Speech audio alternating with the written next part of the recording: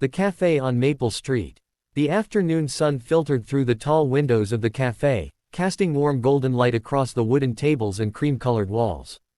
Sarah wiped down the counter with slow, practiced movements, her mind wandering as it often did during the quiet hours between lunch and dinner. The smell of fresh coffee and cinnamon rolls filled the air, comforting and familiar. She had opened this cafe 5 years ago, pouring every bit of her savings and heart into it. The Maple Street Cafe had become her sanctuary, a place where she could build something of her own, something stable and safe. The regulars knew her by name.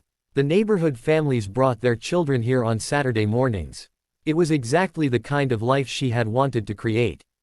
In the corner booth near the window, her daughter Emma sat coloring, her small tongue poking out in concentration as she filled in a picture of a butterfly with careful strokes of pink and purple.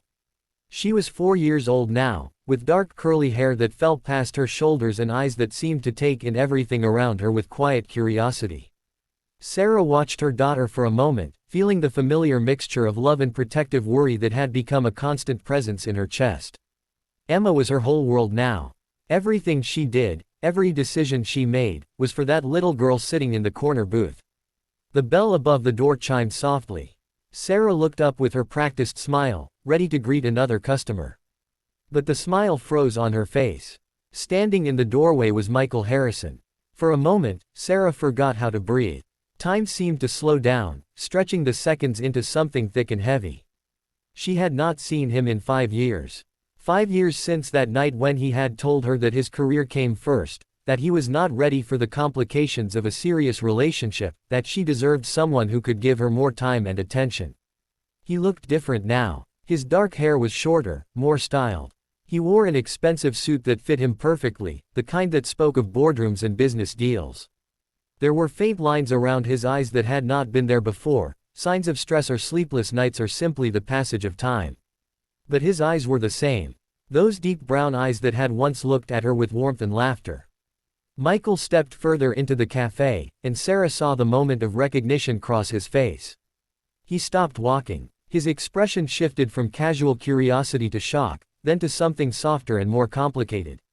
"Sarah," he said quietly. Just her name, nothing more. "Michael." Her voice came out steadier than she expected. "What are you doing here?" "I had a meeting nearby," he said, still standing awkwardly near the entrance. "I saw this place and thought I would get some coffee. I had no idea. I did not know this was your cafe." Sarah nodded slowly, her hands gripping the edge of the counter. "I opened it about 5 years ago." An uncomfortable silence stretched between them. So many words left unsaid, so many questions that hung in the air like dust particles in the afternoon light. Michael glanced around the cafe, taking in the cozy atmosphere, the carefully chosen decorations, the small touches that made it feel like home. "It is beautiful," he said. "It suits you. Thank you." More silence. Then Emma's voice cut through the tension, clear and bright. "Mommy, can I have some juice?" Sarah turned toward her daughter, grateful for the interruption. "Of course, sweetheart. Give me just a moment." But when she turned back, she found Michael staring at Emma with an expression she could not quite read. His face had gone pale, and his eyes were fixed on the little girl in the corner booth. Sarah's heart began to pound. She knew what he was seeing.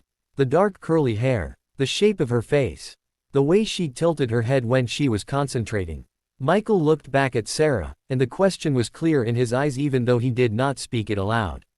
Before Sarah could say anything, before she could think of how to handle this moment she had dreaded and rehearsed in her mind 1,000 times, Emma slid out of the booth and walked toward them with the fearless confidence that only small children possess. She looked up at Michael with those curious eyes, studying him for a long moment.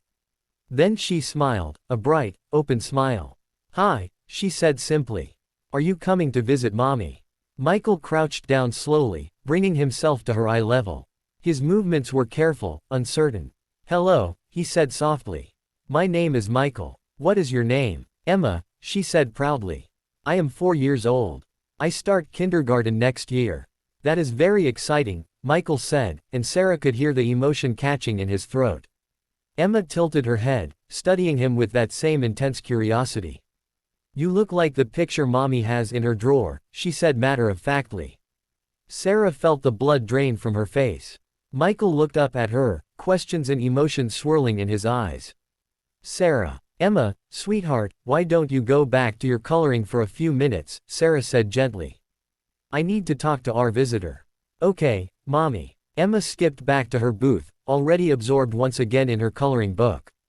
Sarah took a deep breath and gestured toward a table away from Emma. We should talk. They sat down across from each other, the table feeling like both a barrier and a bridge between them. Is she mine? Michael asked quietly, urgently. Sarah met his eyes. There was no point in lying now.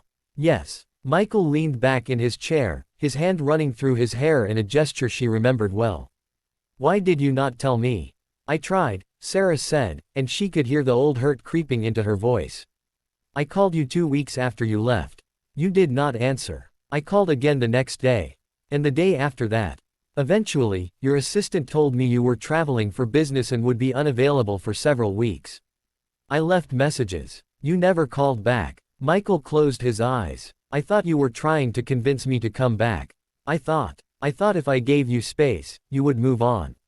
I was trying to do the right thing. The right thing, Sarah repeated softly. I was pregnant, Michael. I was scared and alone, and I needed you. But you were too busy protecting yourself from complications to answer your phone. God, Sarah, I am so sorry. If I had known, would it have changed anything?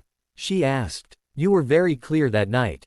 Your career came first. You did not have time for a relationship, let alone a child. Michael was quiet for a long moment. When he spoke again, his voice was thick with regret.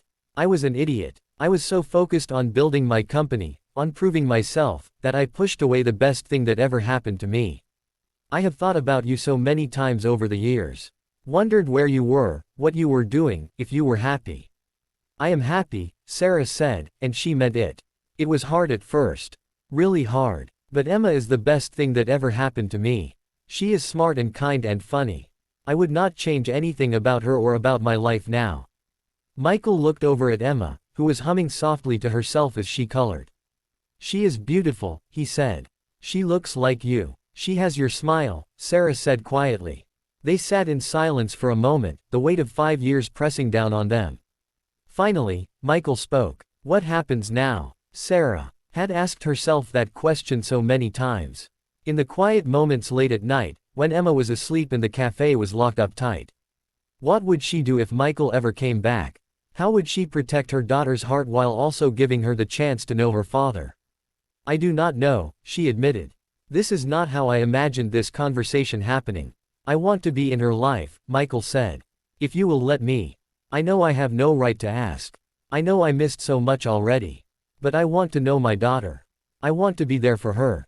And for you, if you will let me. Sarah looked at him carefully, searching his face for sincerity. A lot has changed, Michael. You cannot just walk back into our lives and expect everything to be easy. I know. Emma comes first. Always. If you are going to be part of her life, you have to be all in. No disappearing when work gets busy. No breaking promises. She deserves better than that. I understand, Michael said. I have changed too, Sarah.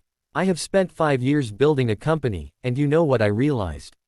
None of it matters if you have no one to share it with. I was successful and miserable. Sarah felt something shift in her chest, a tiny crack in the wall she had built around her heart. We will take it slow, she said finally. You can come visit. Spend time with Emma. Get to know her. But no promises yet. Not until we see if you really mean what you are saying. Michael nodded, relief washing over his face. Thank you. That is more than I deserve. Emma appeared beside their table suddenly, holding up her coloring book. Look what I made, she said to Michael, showing him her butterfly picture. Michael smiled, a genuine, warm smile. That is beautiful, Emma. You are very talented. Emma beamed. Then, with the simple wisdom of children, she asked, Are you my daddy? The question hung in the air. Sarah held her breath. Michael looked at Sarah first, asking permission with his eyes. She gave a small nod. He turned back to Emma and crouched down to her level again. Yes, he said softly. I am your daddy. And I am very, very happy to meet you. Emma considered this for a moment. Then she smiled and threw her arms around his neck in a spontaneous hug. Michael closed his eyes, wrapping his arms carefully around his daughter for the first time. When he looked up at Sarah, there were tears in his eyes. Sarah felt her own tears threatening to fall. The future was still uncertain. There would be difficult conversations ahead, boundaries to set, trust to rebuild. But as she watched Michael hold their daughter, she felt something she had not felt in a long time. Hope. Maybe, just maybe, some broken things could be mended. The afternoon sun continued to stream through the windows, casting its warm light over the cafe on Maple Street, over a father meeting his daughter, over a woman brave enough to give second chances. And in that moment, it felt like enough.